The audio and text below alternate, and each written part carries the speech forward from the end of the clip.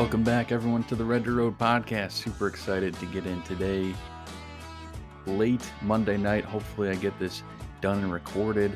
Try to get this thing be a quick episode today, but actually, we've got a few different versions of the song to go over, so it'll probably just be a normal length episode. But Blue Christmas is the song that we're getting into.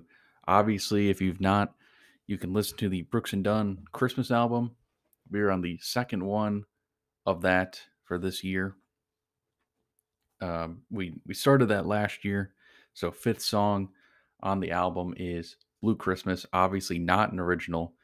So I did a little bit of research before we get into that. Recent trip to Cornell University. My old co-host Alex goes to Cornell. Gonna have him back on here hopefully soon. Talk maybe a little bit about that and talk about some more Brooks and Dunn. So very excited about that. Western New York, Finger Lakes is nice. Nice little trip. Nice people, honestly. So Blue Christmas. This song, I had to do a little bit of research, and there's so many versions of this song. Basically, I came up with three versions that we're going to go over. The original version is by Doye Odell, I believe is the man's name. Doye Odell, released in 1948. But here I'm going to go over the lyrics real quick. People probably have heard this song many times. The chorus, the narrator comes out, the chorus first. The narrator says, "It's going to have a blue Christmas without you," meaning that he's going to be sad, depressed for Christmas. It kind of goes into basically a long verse and a breakdown the chorus after that. The verse says, kind of basically paints a picture of a white Christmas. It says, when there's blue snowflakes that fall, he remembers the blue memories, sad memories.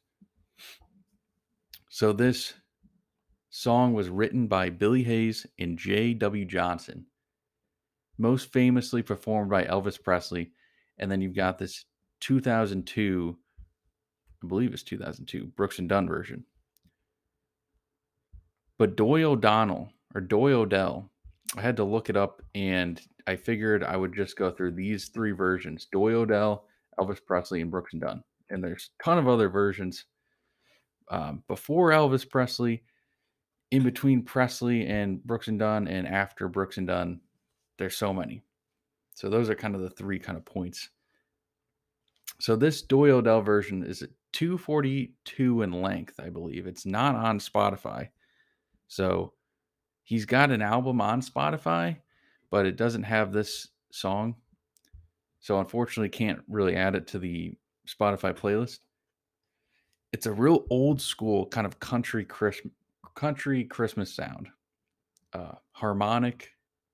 First time hearing this version, and honestly, I listened to it 2 times through, and I really like it.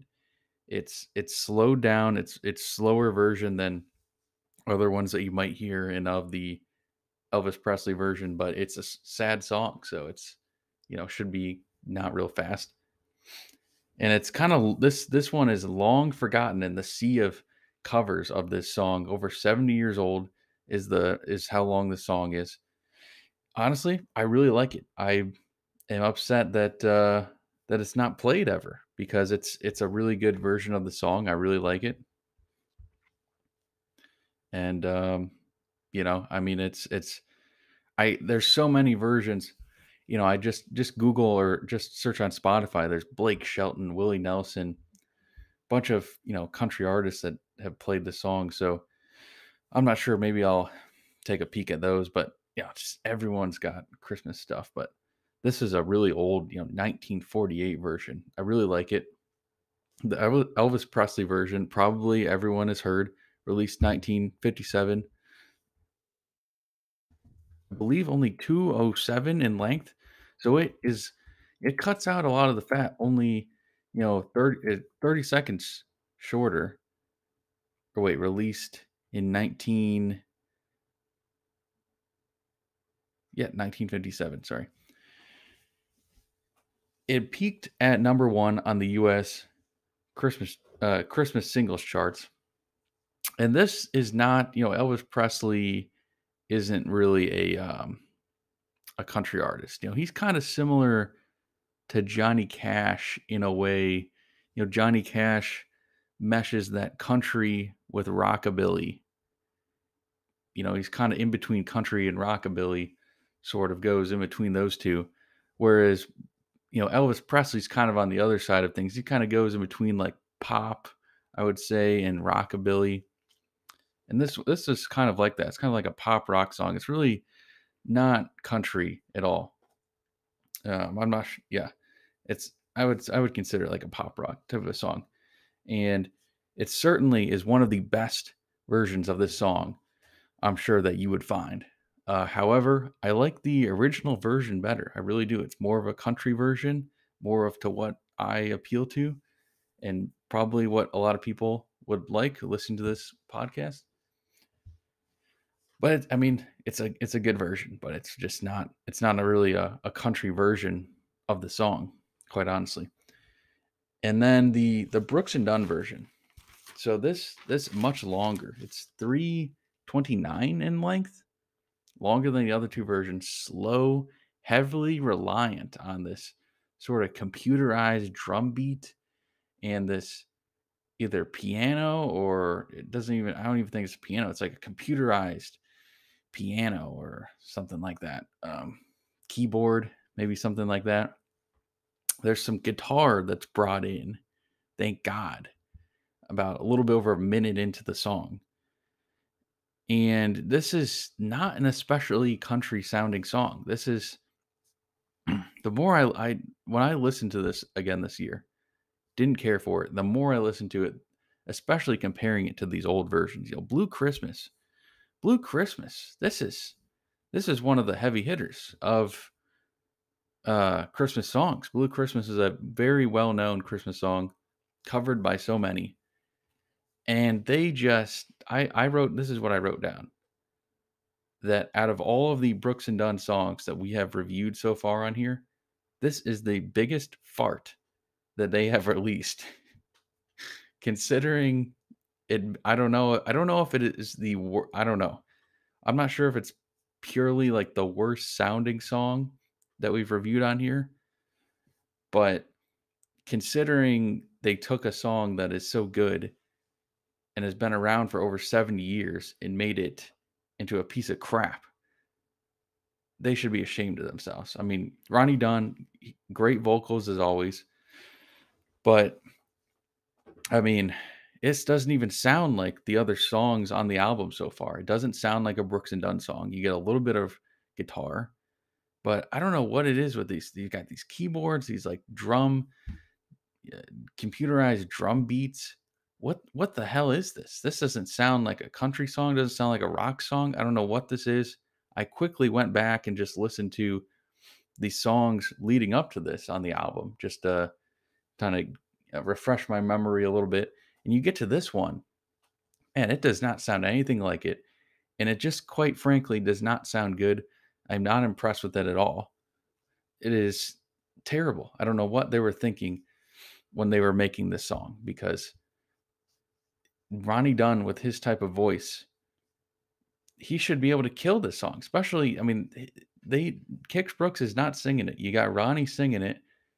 I don't know what's going on. Why did they have to? I don't know. I don't understand. They decided to go with this style. It seemed like I don't know. Not sure why they couldn't just make it into a more of a traditional, neo-traditional Christmas country song. This song is very strange to me. This would be if I'm putting this on the Christmas party and this Blue Christmas by Brooks and Dunn comes up, this is like I'm passing it right away. Don't like it at all. So I'm not sure if anyone else feels that way about this, but yeah, I don't at all. This is probably the worst song that I've ever heard by Brooks and Dunn. Uh, Maybe the worst Christmas song ever. Maybe the worst, yeah, worst version of this song you could find. So just bad, very bad things that I have to say about this. Nothing good. Um, Been a little while since I've listened to the entire album, and it'll be a while before the album is completely reviewed because we only do a few during the Christmas season. But I would imagine when it's all said and done, this is probably going to be the worst song on the on this album, which is, I don't know how that's possible. This is not an original. You got some original ones on here. You've got some ones hanging around the mistletoe. That's not really a great one. This one's a stinker. So that's all I have to say. I'm not gonna beat a dead horse here. So hopefully, then I know the next one coming down the pipe. Santa's coming over to your house. I'll tell you sneak peek right now. Yeah, that's an original, and it's better than this one. Sure, 100% is better. Hopefully, we have a. I'm planning on having a guest on for that one. Hopefully, so I'm excited about that one. I was excited about this one too because I was very passionate in the negative way. I like doing these whether I'm passionate in the positive side or negative. And so this one I was excited, very passionate in the negative side. So yeah, Merry Christmas, Happy Holidays. See you guys next week.